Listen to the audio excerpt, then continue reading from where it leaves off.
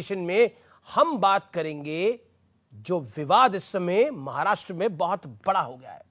शिवाजी महाराज वो योद्धा थे जिनसे दुश्मन भी कांपते थे और जो औरंगजेब कभी भी शिवाजी महाराज को हरा नहीं पाया। महाराष्ट्र में उसी औरंगजेब के पोस्टर लहराए गए, मोबाइल पर उसकी तस्वीर वाला स्टेटस बना दिया गया। यानी कुछ लोग औरंगजेब को स्टेटस सिंबल मान रहे हैं। महाराष्ट्र के कोल्हापुर में तनाव इतना बढ़ गया कि धारा 144 यानी 144 लगानी पड़ी। यह पहली बार नहीं है जब औरंगजेब को नायक बनाने का एक बड़ा प्रयास हुआ है। पिछले साल अकबरुद्दीन ओवैसी औरंगजेब की कब्र पर फूल और चादर चढ़ाने पहुंच गए थे। वहीं दूसरी ओर महाराष्ट्र के डिप्टी सीएम देवेंद्र फडणवीस ने कहा है कि महाराष्ट्र में कुछ जिलों में औरंगजेब की औलादें पैदा हो गई। आज इसी मुद्दे पर होगी सीएनबीसी आवाज के वेडनेसडे एडिशन में जोरदार टक्कर। आज का विषय यही है।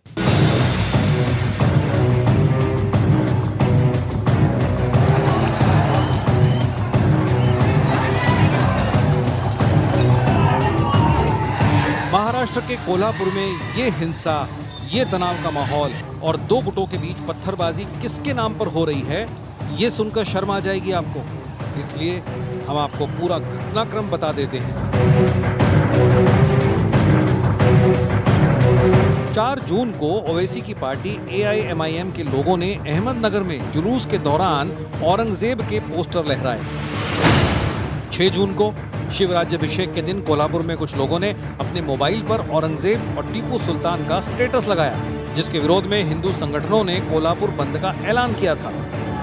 7 जून यानी आज सुबह बंद और प्रोटेस्ट शुरू हुआ, जिसके बाद स्थिति तनावपूर्ण हो गई। महाराष्ट्र में अचानक कुछ जिलों में औरंगजेब की औलादें पैदा हुई है।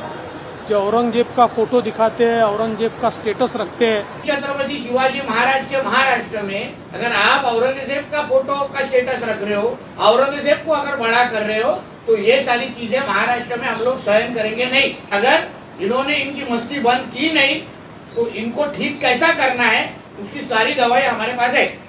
अगर इनको औरंगजेब की इतनी याद आ रही है तो औरंगजेब के पास भेजने का की बुलेट ट्रेन हमारे पास तैयार है।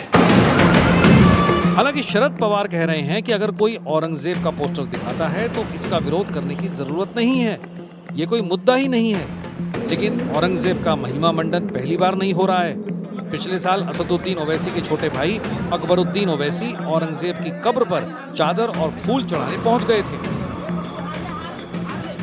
औरंगजेब के अत्याचार, उसके आतंक का इतिहास साक्षी है। जिसने सभ्यता को तलवार के बल पर बदलने की कोशिश की, यहां अगर औरंगजेब आता है तो शिवाजी भी उठ खड़े होते हैं। ऐसे में बड़ा सवाल है कि क्रूरता की हद पार करने वाले इस विलन में कुछ लोगों को अपना हीरो क्यों दिखता है। आज इसी पर होगी देश की सबसे बड़ी बहस। और अब वक्त है औरंगजेब की क्रूर कथा का विश्लेषण करने का। तथ्य नंबर 1 जो मैं आपके सामने व्यूअर्स पेश करूंगा, क्योंकि आज का संवाद आपके साथ है। 9वें सिख गुरु तेग बहादुर की हत्या करवाई, सबके सामने उनका सिर कटवा दिया और शीशगंज गुरुद्वारा दिल्ली के चांदनी चौक में है।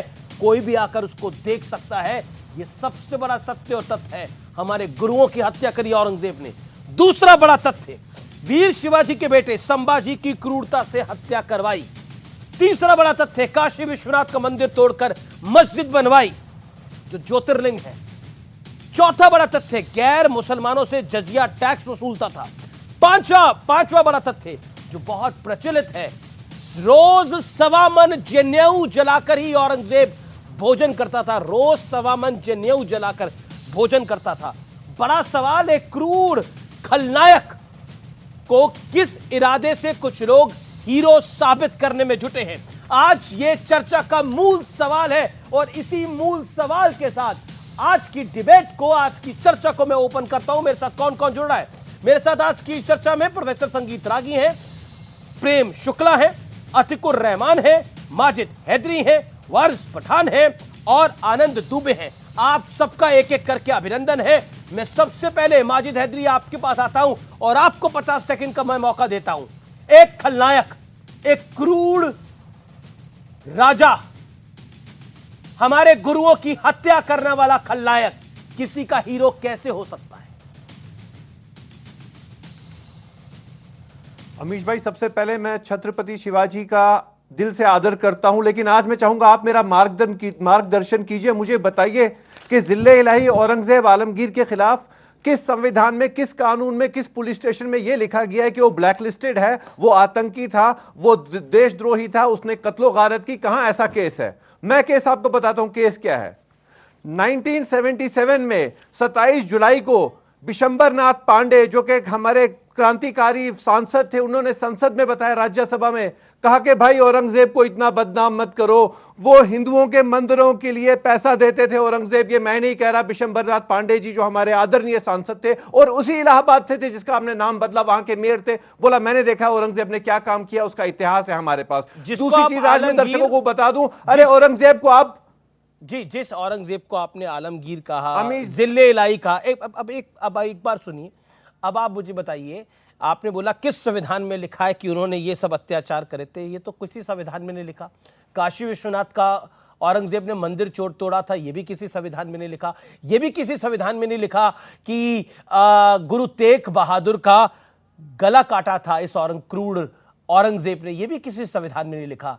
लेकिन एक चीज दिख रही है, लिखी नहीं है लेकिन दिखती है, और वो दिखता है सीसगंज गुरुद्वारा दिल्ली के चांदनी चौक में। 50 एक सेकंड तो सेकंड, पूरे होने दीजिए। आपने 1.5 मिनट बोला सर, 1.5 मिनट बोला। आपने बोला ये सब कुछ लिखा नहीं हुआ संविधान में। मैं आपको बोल रहा हूं प्रत्यक्ष रूप से जो दिख रहा है वो दिख रहा है दिल्ली का सीसगंज गुरुद्वारा। किस गुरु का सीस काट के वहां पर रख दिया गया था? किस गुरु का सीस काटा था? जिस औरंगजेब को हीरो बनाने के चक्कर में घूम रहे हैं। सरकार ऑर्डिनेंस पास करे, कहे कि औरंगजेब आलमगीर एक ब्लैक लिस्टेड व्यक्ति था, उसका नाम कोई ना ले। भाजपा सरकार को मैं बताता हूं, कर दे एक ऑर्डिनेंस पास कि औरंगजेब आलमगीर जो था उसका नाम कोई ना ले, उसका समर्थन कोई ना करे। भाजपा की समर्थन इस वक्त पूरी मेजोरिटी की सरकार है, निकाले एक ऑर्डिनेंस। ये ड्रामेबाजी की जा रही है, इतिहास में घसीटा जा रहा है। अरे टीपू सुल्तान से लड़ रहे थे, कर्नाटक में हरा दिया टीपू सुल्तान ने, फिर मेरा ज्यादा मुंह मत खुलवाइए। ये सारा इतिहास के नाम पे यहाँ जो नाटक रचा जा रहा है भाजपा के इलेक्शन के लिए हो रहा है। प्रेम शुक्ला जी, प्रेम शुक्ला, आपके विधायक को मैं कोट करता हूं, नितेश राणे को। उन्होंने बोला कि इनकी सारी मस्ती हम बंद करवा देंगे, इनको ठीक कैसे करना है हमें इसकी पूरी दवाई पता है। हमारे पास अगर इनको औरंगजेब की इतनी याद आ रही है तो वहां तक भेजने के लिए भी बुलेट ट्रेन हमारे पास तैयार है। अब ये धमका रहे हैं या समझा रहे हैं? शासन में आप हैं, क्या आपको लगता नहीं आपको समझाना चाहिए? संवैधानिक, एक संवैधानिक बयान दिया है उन्होंने। संविधान सम्मत ढंग से हमारे देश में आतंकवादियों को, क्रूर कर्मा कसाईयों को, उनके विरुद्ध जो है इस तरह की अगर कोई समर्थन करता हो तो उनके विरुद्ध कार्रवाई करने की जो है व्यवस्था हमारे संविधान ने दी हुई है। भारत जो है वो राम में आस्था रखता है, प्रभु राम में आस्था रखता है, रावण में आस्था नहीं रखता है। भारत जो है वो राणा प्रताप में आस्था रखता है। राणा प्रताप के जो हैं हल्दी घाटी में क्रूर युद्ध करने वाले आतताइयों के प्रति उसके मन में श्रद्धा नहीं है। छत्रपति शिवराय में आस्था है भारत की। जिन छत्रपति शिवराय ने हिंदवी स्वराज की संस्थापना की, उस औरंगिया में बिल्कुल नहीं है। आप जो है कह रहे हैं संविधान का एक उन्होंने हवाला दिया, भाई किसी इस्लामिक ग्रंथ में यजीद के खिलाफ कुछ कार्रवाई करने के लिए नहीं लिखा गया है। कुरान शरीफ में तो यजीद का जिक्र भी नहीं है। लेकिन जब उस यजीद ने हजरत मोहम्मद साहब के नवासों का धोखे से हत्या की, नरसंहार किया, तो उस यजीद से हर मुसलमान नफरत करता है ना। तो गुरु गोविंद सिंह के साहबजादों को जिसने चिनवा दिया हो, गुरु तेग बहादुर सिंह का जिसने शीश कटा लिया हो, छत्रपति संभाजी की जिसने आंखें निकाल ली, जीभ काट दिया, 40 दिनों तक दबाव बनाता रहा कि तुम मुसलमान बन जाओ, छोड़ दूंगा, उस छत्रपति संभाजी की धरती में, छत्रपति शिवराय की धरती में उस बलात्कारी क्रूर कर्मा, अपने परिवार की महिलाओं और समलैंगिक इस तरह का क्रूर कर्मा जिसने मजारे तोड़ी, मंदिरें तोड़े, और ऐसे वो गजनी गोरी 70 वर्षों से जब औरंगजेब औरंगजेब को, बाबर को, गजनी को, तुगलक को, घूरी को अपना पूर्वज माना, पाकिस्तान चले गए।